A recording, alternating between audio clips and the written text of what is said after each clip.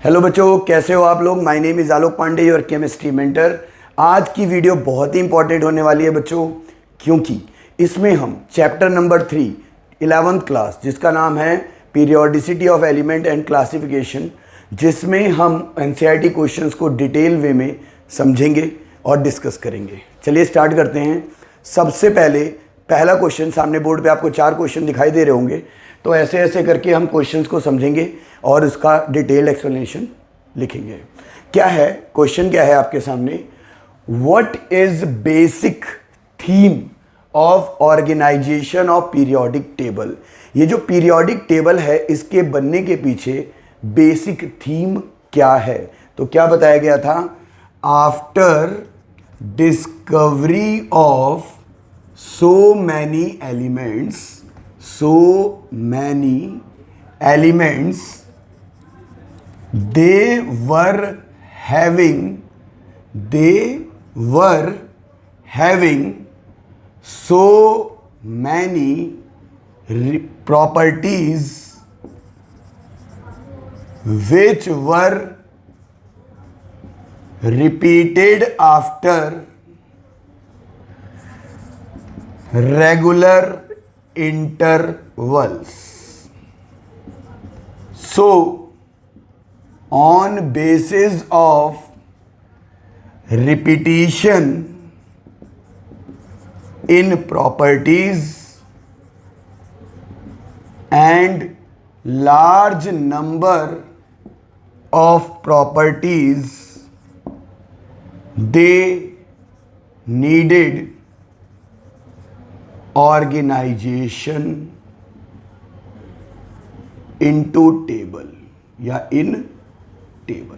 Periodic table बनने के पीछे सबसे मेजर और सबसे बड़ा रीज़न यही था कि इतने सारे एलिमेंट्स हो गए थे, इतनी सारी प्रॉपर्टीज़ हो गई थी, इतनी सारी प्रॉपर्टीज़ को लर्न करना बहुत ज़्यादा मुश्किल हो गया था। तो जब एलिमेंट्स को देखा गया तो इनकी प्रॉपर्टीज़ कुछ कुछ इंटरवल पे रिपीट हो रही थी।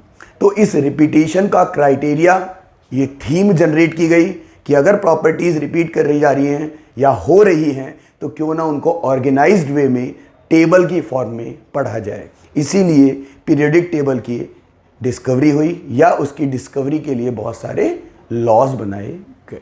ठीक है, अब हम बात करते हैं क्वेश्चन नंबर 2 की। Which important property did Mendeleev use to classify elements in periodic table. तो हम बोलेंगे Mendeleev used atomic masses as their properties for the classification of elements. Mendeleev ने एटॉमिक मास को क्लासिफिकेशन के लिए बेसिक क्राइटेरिया बनाया और उसने बोला, according to him properties of elements are periodic functions of their atomic masses। Element की properties basic reason है उनके रिपीटिशन के अरेंजमेंट का। ठीक है ना, या ऐसे कह सकते हो कि atomic mass was the criteria on the basis of which elements were needed और यूज्ड टू क्लासीफाई। ठीक है, अब हम आगे चलते हैं। Question number 3, what is basic difference और what is basic difference in approach of Mendeleev periodic law and modern periodic law. हम बोलेंगे Mendeleev periodic law was based on atomic masses, while modern periodic law was based on atomic numbers. On the basis of quantum number आपसे कहा जा रहा है justify करो कि sixth period में 32 एलिमेंट्स एग्जिस्ट कर सकते हैं। आपको पता है सबसे छोटा एलिमेंट कौन सा है? हाइड्रोजन। और उसमें कितने इलेक्ट्रॉन है? 1। तो ये क्राइटेरिया माना गया कि एक इलेक्ट्रॉन एक एलिमेंट को जनरेट करने के लिए एनफ है। तो जिस भी एलिमेंट में जितने इलेक्ट्रॉन्स पाए जाएंगे वो ही उसके एलिमेंट्स के इक्वल होगा। अब ये क्या सिस्टम था? तो हमें क्या बोला गया? सिक्स्थ पीरियड है, तो अगर हम आओ बाउ प्रिंसिपल का यूज़ करें, कितने लोगों को याद है ये आओ बाउ प्रिंसिपल कॉन्फ़िगरेशन वाला? तो 1s2 2s2 2 पे 6 3s2 3 पे 6 4s2 3d10 4p6 5s2 5s2 के बाद 4d10 5 पे 6 4d10 5 पे 6 फिर आता है 6s2 4f14 5d10 6p6 और यहाँ पे 7 आ जाता है। तो हम यहाँ पे तो जा ही नहीं सकते क्योंकि अपने को 6 पीरियड तक जाना है। अब अगर n की वैल्यू 6 है तो l क्या क्या हो सकता था? 0 1 2 3 4 5 यही हो सकता था। तो ऑर्बिटल अगर 6th में हम बनाते तो या तो 6s2 6p6 6d10 6f14, इसके बाद तो एग्जिस्ट ही नहीं करते। तो इन सब को इनमें ढूंढा गया। तो जब ढूंढा गया तो आप देखिए 6s2 मिल गया, 6p6 भी मिल गया, 6d10 हमें नहीं मिला। 6d10 के लिए हमें 7 पीरियड पार करना पड़ेगा, तो हम ये भी नहीं कर सकते और 6f का तो मतलब ही नहीं बनता। तो हमने देखा कि 6th पीरियड में हमारी कॉन्फ़िगरेशन के बेसिस पर 6s पाया गया और 6p। और जब हम इनको एनर्जी के अकॉर्डिंग लगाते हैं तो 6s2 less than 4f14 less than 5d10 less than 6p6 आया, जिसमें टोटल इलेक्ट्रॉन अगर गिने तो 2 प्लस 14 प्लस 10 प्लस 6 कितने आ गए? 32 इलेक्ट्रॉन। तो ये सपोज किया गया कि 32 इलेक्ट्रॉन की वजह से उस मतलब 6th पीरियड में कितने एलिमेंट्स मैक्सिमम पाए जा सकते हैं। तो आप देख सकते हो, अभी थोड़ा सा ये ज़्यादा लिख दिया मैंने यहाँ तक, ठीक है। कितने एलिमेंट्स होंगे? 32 एलिमेंट्स। तो इसको एक बारी नोट करिए, मैं साइड हो रहा हूँ, एक पॉज लेके फिर हम आगे बढ़ते हैं। तो बच्चों आगे कंटिन्यू करते हैं क्वेश्चन नंबर 5 से। क्वेश्चन नंबर 5 कहता है in terms of period and group, in terms of period and group where would you locate element with z is equal to 114। जैसे ही एटॉमिक नंबर 100 से क्रॉस हो आप ये कंफर्म समझ लीजिए कि उस एलिमेंट का पीरियड 7 होगा, ठीक है। अब आपको दिख गया कि जो पीरियड है वो तो कंफर्म है, वो कौन सा होगा बेटा? 7th period. अब जो z है वो 114 है, तो आखिरी के जो 2 नंबर हैं वो ग्रुप हैं। ये ट्रिक बता रहा हूँ मैं आपको। तो ग्रुप कौन सा हो गया? 14। अब आपको शायद पता होगा 1 और 2 ग्रुप S ब्लॉक में आते हैं, 3 से लेके 12 D ब्लॉक में और 13 से लेके 18 तक P ब्लॉक में। तो ये 14 ग्रुप है, तो ब्लॉक आपने क्या निकालना था? P block. तो आप नोटिस करिए 7th पीरियड 14th ग्रुप और ब्लॉक कौन सा हो गया? P ब्लॉक, ठीक है। चलिए अब आपसे कहता है कि बताओ एलिमेंट का एटॉमिक नंबर क्या होगा जब उसका 3rd पीरियड और 17 ग्रुप हो। तो देखिए मैंने आपको ये ट्रिक सिखाई थी। क्या सिखाई थी? कि अगर 17th ग्रुप है तो ये तो कंफर्म है कि वो क्या होगा? P block. और P ब्लॉक की कॉन्फ़िगरेशन होती है NH2NP 1 to 6 और ग्रुप फाइंड आउट करने का फॉर्मूला होता है 10 प्लस वैलेंस इलेक्ट्रॉन। तो 10 कंफर्म है, NH2 कंफर्म है। अब वैलेंस इलेक्ट्रॉन टोटल 17 ग्रुप है तो ऑब्वियसली NP5 होगा। अब हमें सोचना पड़ेगा n क्या है, तो उसने पहले ही बता दिया है कि n क्या होगा? 3s2 3p5। दिमाग लगाओ दोबारा। 17 ग्रुप मतलब P ब्लॉक। P ब्लॉक में होता है 10 plus valence electron.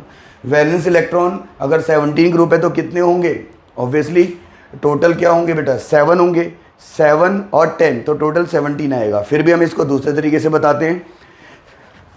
10 plus NH2NP5 तो हमें कंफर्म हो गया कि 3s2 3p5 होगा। अब इसके आगे की कॉन्फ़िगरेशन सोचो। तो 1s2 2s2 2p6 3s2 3p5 और इसका जब टोटल करेंगे तो 17 आएगा।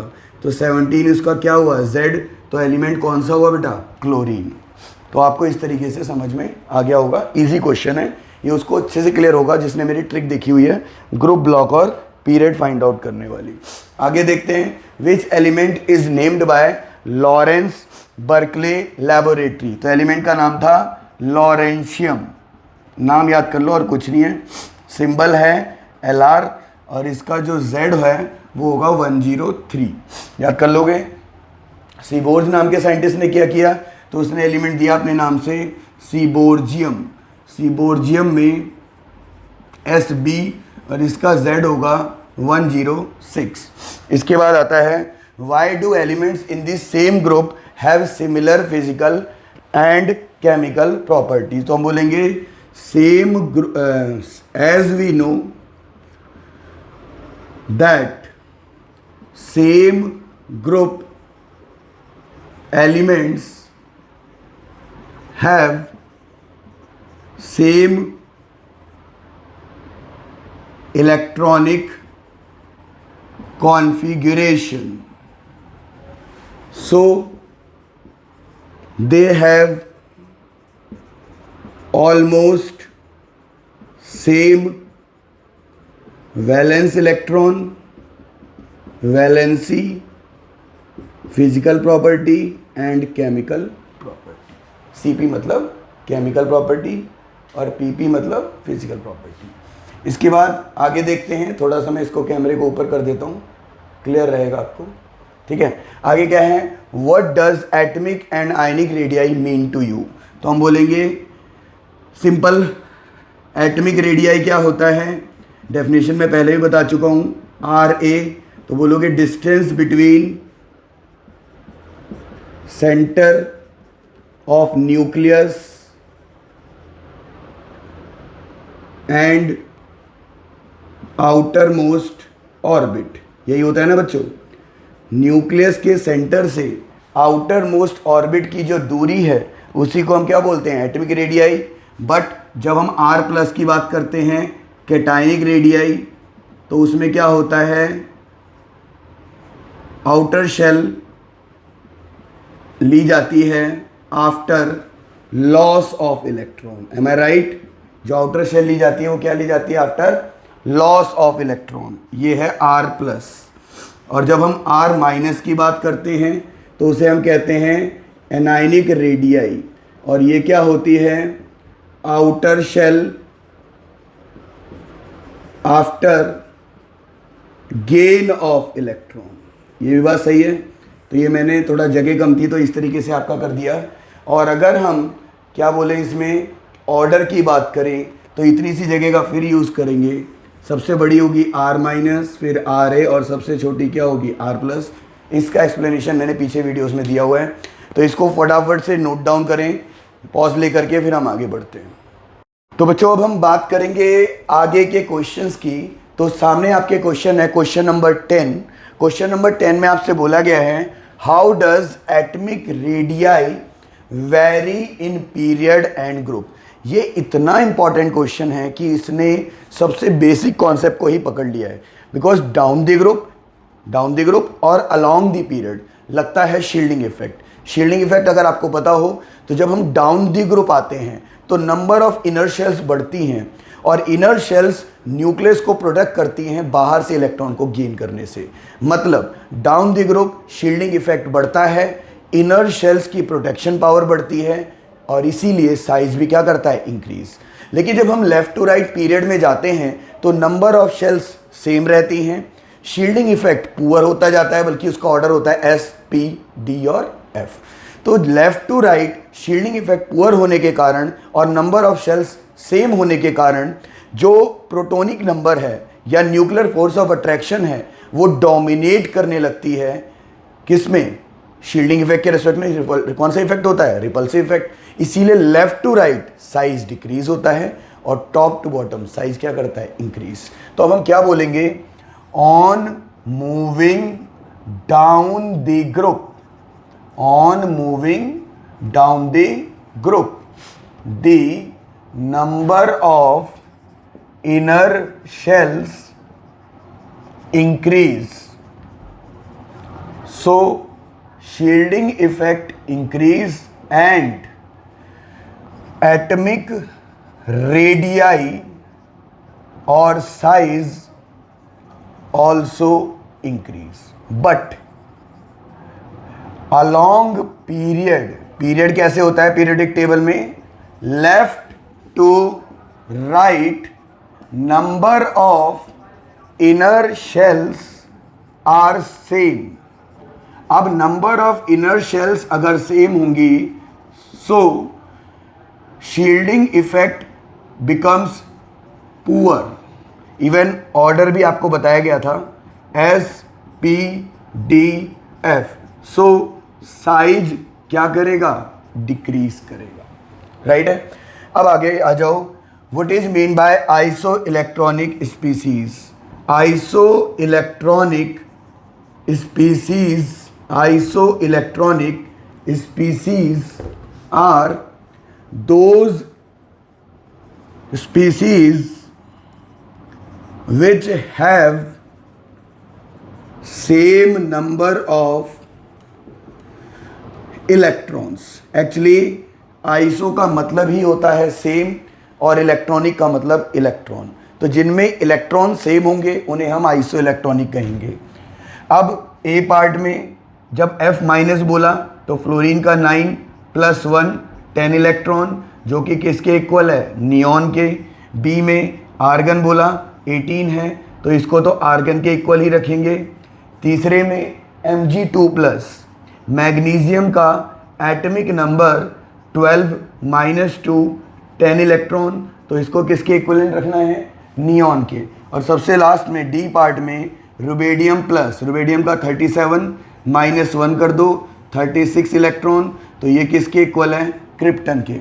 एक्चुअली हम को ये समझ लेते हैं, क्लियर कर ले, अपने माइंड में कर लें तो अच्छा रहेगा कि कोई भी एलिमेंट इलेक्ट्रॉन को लूज या गेन इसलिए करता है कि वो स्टेबल हो जाए. और स्टेबिलिटी कंपैरिजन हमेशा नोबल गैसेस से किया जाता है. Helium, neon, argon, krypton, xenon और रेडॉन. ठीक है. हीलियम का कितना होता है एटॉमिक नंबर? 2. नियॉन का 10. आगे बताओ. आर्गन का 18. क्रिप्टन का 36. फिर क्या है? 54. Radon, helium, neon, argon, krypton, radon, है ना?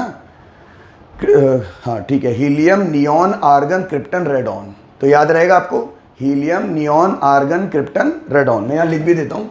हीलियम, नियॉन, आर्गन, क्रिप्टन और रेडॉन. 2, 10, 18, 36 और इसका क्या होगा? 54. ये बोलना चाह रहा था मैं. इनके रेस्पेक्ट में ही एलिमेंट लूज या गेन करता है इलेक्ट्रॉन्स को. These are known as noble gases which have highly stable configuration और वैलेंस इलेक्ट्रॉन्स. ठीक है. अब आ जाओ. ये आपके सामने क्वेश्चन है, कहता है इनमें कॉमन क्या है? तो आप बोलोगे all are iso electronic with same number of electron. आप देख लो. सो नाइट्रोजन 3 - 7 + 3 8 + 2 9 + 1 11 - 1 12 - 2 और 13 - 3 तो सब में 10 इलेक्ट्रॉन है. अब रेडियाई में आपको याद रखना होगा फॉर आइसो इलेक्ट्रॉनिक जो साइज है वो एटॉमिक नंबर के इन्वर्सली होता है. क्योंकि जिसका एटॉमिक नंबर ज़्यादा उसमें प्रोटॉन ज़्यादा, जिसमें प्रोटॉन ज़्यादा उसका साइज क्या होगा? कम. तो सबसे ज़्यादा छोटा कौन होगा? Al3+. फिर कौन आएगा? Mg2+. फिर कौन आएगा? Na+. फिर कौन आएगा? F-, O2- और सबसे बड़ा कौन होगा? N3-. कितना आसान है. अगर इलेक्ट्रॉन सेम होंगे तो जिसके प्रोटॉन ज़्यादा उसमें अट्रैक्शन ज़्यादा और उसका साइज क्या होगा? कम. अब आगे आ जाओ. Why cations are smaller. तो हम बोलेंगे कैटायंस या ऐसे लिखो in neutral atom NFA is equal to EFR. In cations after loss of electron NFA dominate EFR, so size decrease. In anions after gain of electron, electron को gain करने पर gain of electron repulsive force dominate करेगी NFA पे, सो size क्या करेगा, increase. बहुत simple फंडा है। एटम है जिसमें जितना अट्रैक्शन उतना रिपल्शन, एटम पूरा बैलेंस है। लेकिन अगर वो कैटायन बनेगा तो इलेक्ट्रॉन कम, तो प्रोटॉन डोमिनेट करेंगे, साइज छोटा। और अगर वो एनायन है तो इलेक्ट्रॉन गेन करेगा तो रिपल्शन ज़्यादा और अट्रैक्शन कम, तो रिपल्सिव फोर्सेस साइज को क्या करती हैं, बड़ा कर देती हैं। ये मैं आपको बता भी चुका हूँ, एनायंस का साइज एटम से बड़ा और एटम का साइज कैटायन से बड़ा। चलिए साइड हो रहा हूँ मैं, पॉज लें और फटाफट इसे नोट डाउन करें। तो बच्चों आगे कंटिन्यू करते हैं क्वेश्चन नंबर 14 से। क्वेश्चन नंबर 14 में कहता है what is significance of isolated gases atom. Actually isolated का मतलब है it means given element must be present in mono atomic form. और दूसरा क्या लिखा है, gaseous means it must be present in gaseous state, i.e. if it is solid then it must undergo sublimation। अगर solid है तो उसको क्या करना चाहिए, सब्लिमेशन। और if it is liquid so it must undergo vaporization. क्या करना चाहिए उसको, वेपराइजेशन। क्योंकि लिक्विड है तो गैस बनने के लिए वेपर फॉर्म में जाना पड़ेगा, और सॉलिड है तो सब्लिमेशन करके उसको गैसेस फॉर्म में आना पड़ेगा। तभी हम उसमें अप्लाई कर सकते हैं कॉन्सेप्ट ऑफ इलेक्ट्रॉन की एंथैल्पी और आयनेशन एंथैल्पी। ठीक है बेटा। इसके बाद कहता है एनर्जी ऑफ इलेक्ट्रॉन इतनी दी हुई है, आपको जूल पर मोल में निकालना है। तो आप बोलोगे for 1 electron -2.18 into 10⁻⁻18 joule. For 1 mole electron obviously -2.18 into 10⁻⁻18 को 6.02 इंटू 10⁻23 22 इंटू 10⁻23 से करेंगे तो सॉल्व करके आएगा ये माइनस का 13.13 इंटू 10⁻5 आएगा, 5 और ये बन जाएगा जूल पर मोल। इजी है, आई थिंक बहुत इजी है, करेंगे तो आपको भी आसान लगेगा। करना है कंप्लीटली, आपको समझना भी है चीज़ों को। इसके बाद बोलता है ये आयनेशन एंथैल्पी आप ऑर्डर है, कहता है बेरिलियम का बोरोन से ज़्यादा क्यों है। जब भी इस तरह के क्वेश्चन आए तो ये डायरेक्टली समझ लेना, exceptions are always based on stability. Half filled की स्टेबिलिटी फुल से ज़्यादा होती है। शील्डिंग इफेक्ट जितना ज़्यादा पुअर उतना ज़्यादा आयनेशन एंथैल्पी ज़्यादा।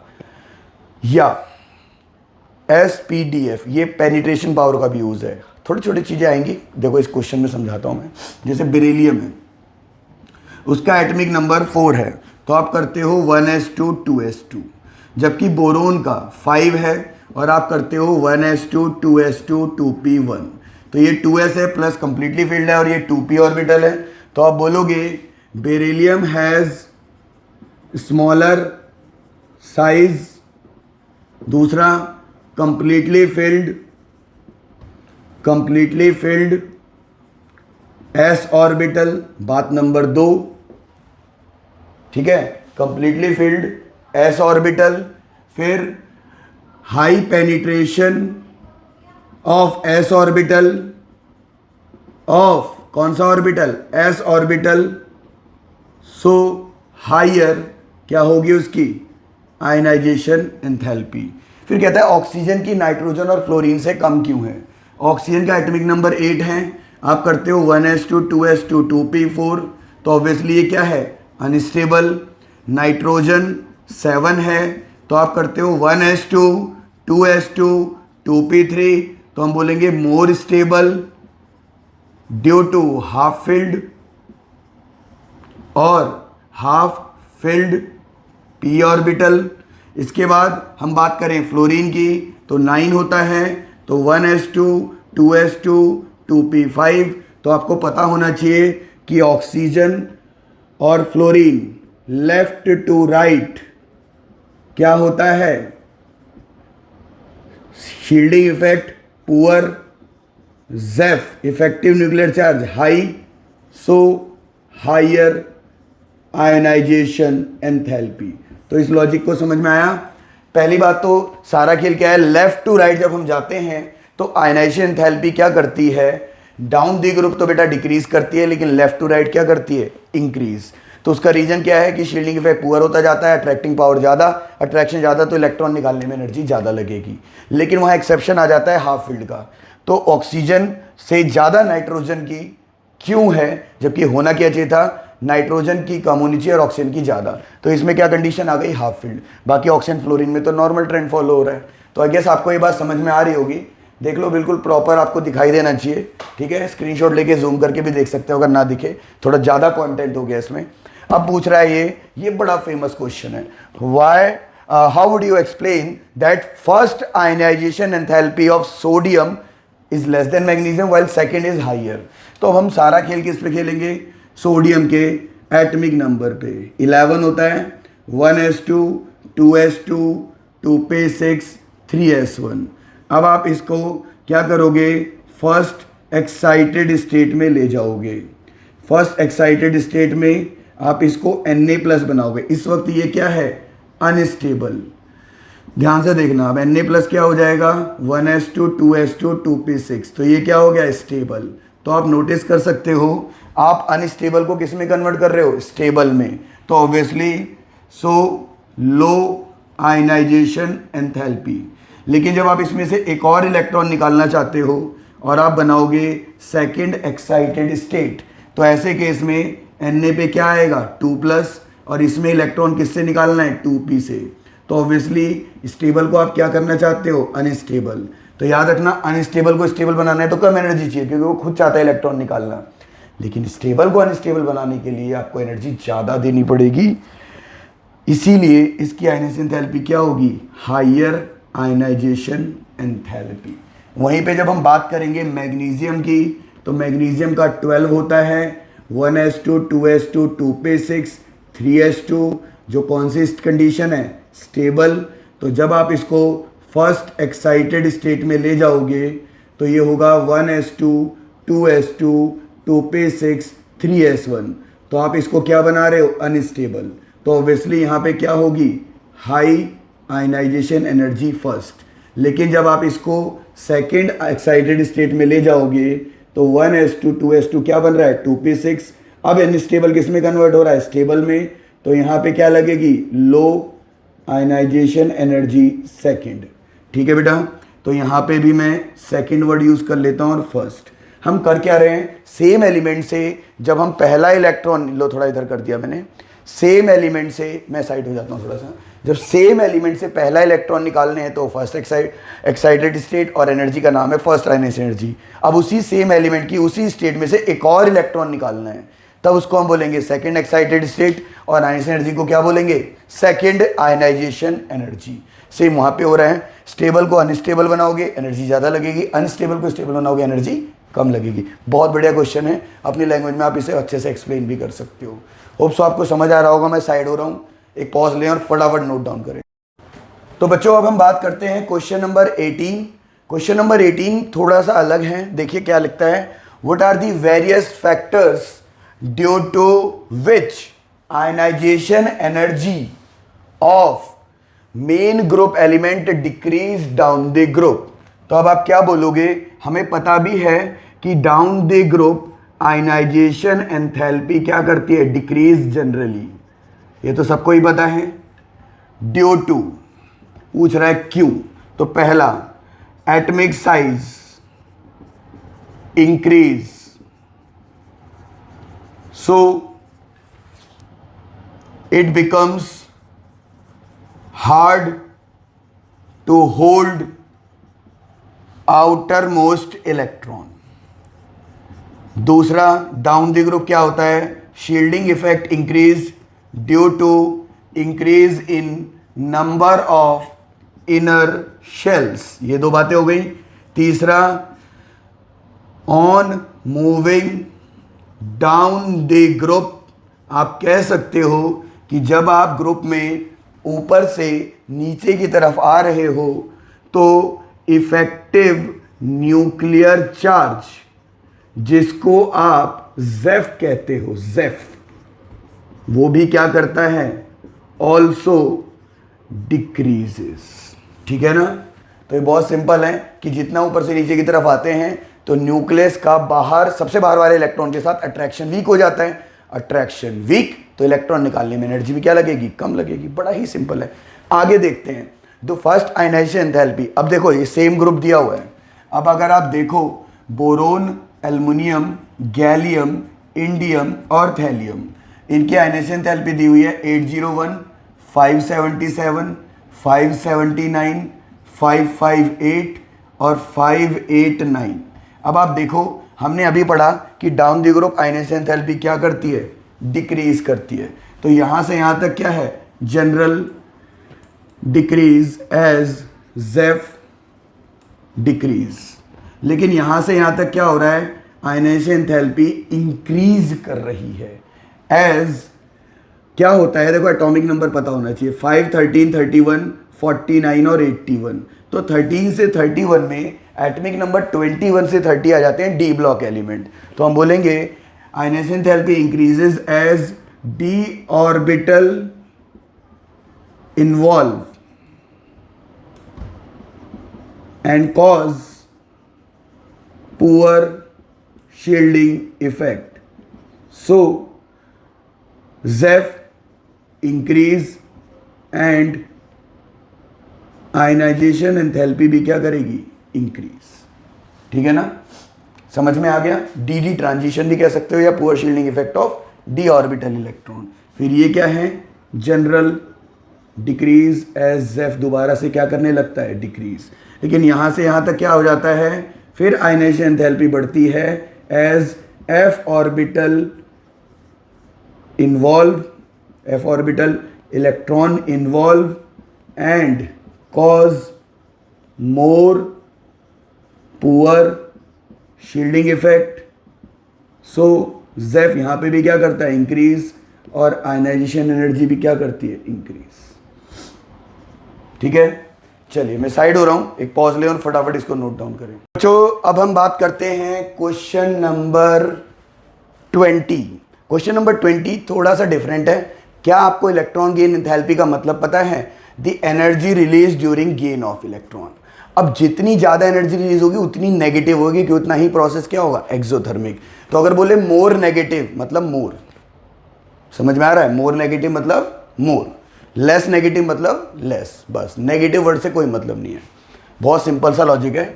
विच of the following has more negative electron gain enthalpy, oxygen और फ्लोरीन। तो आपको पता है left to right electron gain enthalpy क्या करती है, इंक्रीज करती है। तो क्या आंसर होगा, फ्लोरीन ऑक्सीजन से ज्यादा है।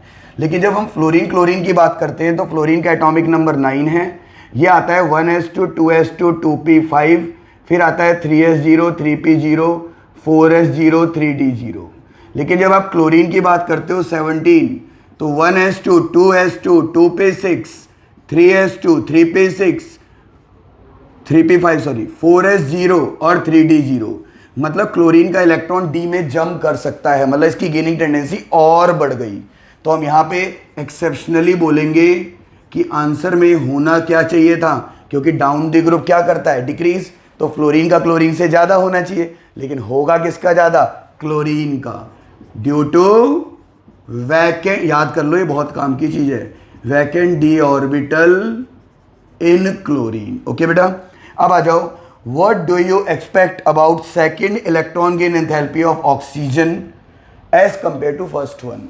तो अगर आपसे बोला जाए कि बताओ सेकेंड इलेक्ट्रॉन गेन एंथैल्पी का फर्स्ट वन से क्या फर्क पड़ेगा, तो हम बोलेंगे कि सेकेंड इलेक्ट्रॉन गेन एंथैल्पी के लिए पहले ऑक्सीजन का एटॉमिक नंबर क्या होता है, 826।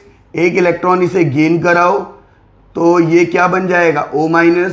अब जब दूसरा इलेक्ट्रॉन गेन कराओगे तो ऑब्वियसली यहां पे क्या होगी, electrostatic repulsion, electrostatic repulsion. So electron gain enthalpy will be, क्या हो जाएगी बोलो, पॉजिटिव और लेस एज वीकर बॉन्ड बनेगा, एज वीकर बॉन्ड फॉर्म्ड। थोड़ा सा दिख नहीं रहा होगा, मैं इसको थोड़ा और नीचे कर देता हूं जिसको आपको, इससे आपको क्लियर हो जाए। क्या बोला मैंने कि ऑक्सीजन पहले इलेक्ट्रॉन गेन करेगा, फर्स्ट इलेक्ट्रॉन की एंथैल्पी में O माइनस बनेगा, ऑलरेडी नेगेटिव है और बाहर से एक और इलेक्ट्रॉन आ रहा है, तो नेगेटिव नेगेटिव में क्या होगा, रिपल्शन, और वो अनस्टेबल कर देगा, जिसकी वजह से इलेक्ट्रॉन की एंथैल्पी मोर नेगेटिव नहीं होगी, मतलब मोर नहीं होगी, क्या हो जाएगी, लेस, मतलब स्टेबिलिटी कम हो जाएगी due to repulsion between negative negative species. ठीक है बेटा, चलिए थोड़ा सा और देखते हैं इसको, मैं और थोड़ा सा पीछे कर दूं। अब हम आगे बात करेंगे अगले क्वेश्चन की, what is basic difference between electron gain enthalpy and electron negativity. तो आप बोलोगे electron gain enthalpy is energy released during gain of electron, but electronegativity is tendency of an element to gain electron in a molecule। तो जब हम किसी molecule में electron gain करें तो वो इलेक्ट्रोनेगेटिविटी, और जब हम आइसोलेटेड गैसेस एटम में इलेक्ट्रॉन गेन करते वक्त एनर्जी की बात करें तो वो इलेक्ट्रॉन गेन एंथैल्पी। तो हम बोलेंगे electronegativity is property of molecule. Electronegativity किसकी प्रॉपर्टी है, मॉलिक्यूल की, और electron gain enthalpy is property of isolated gaseous atom. I guess आपको ये बात समझ में आ रही होगी, तो हम इसको यहीं पे ख़त्म करते हैं और आगे चलते हैं। आगे क्या है बच्चे, आगे का पॉइंट क्या है, what would you react to this statement electronegativity of nitrogen is 3.0। Actually बेटा NH3 अगर होता तो आप कह सकते थे N3 माइनस है और किससे रिएक्ट कर रहा है, 3H प्लस। तो polling scale actually electronegativity define करता है, लेकिन अगर मैं NF3 की बात करूं तब तो पॉसिबल नहीं है। तो हम बोलेंगे hence electronegativity of nitrogen is variable, so it is not same in all compounds. तो ये सारे कंपाउंड में सेम नहीं होती। इसी बात को हम यूज करेंगे। मुझे उम्मीद है अभी आप तो सारे क्वेश्चन अभी तक समझ आ रहे होंगे। इसको साइड में मैं हो जाता हूं, एक पॉज ले और फटाफट नोट डाउन करें।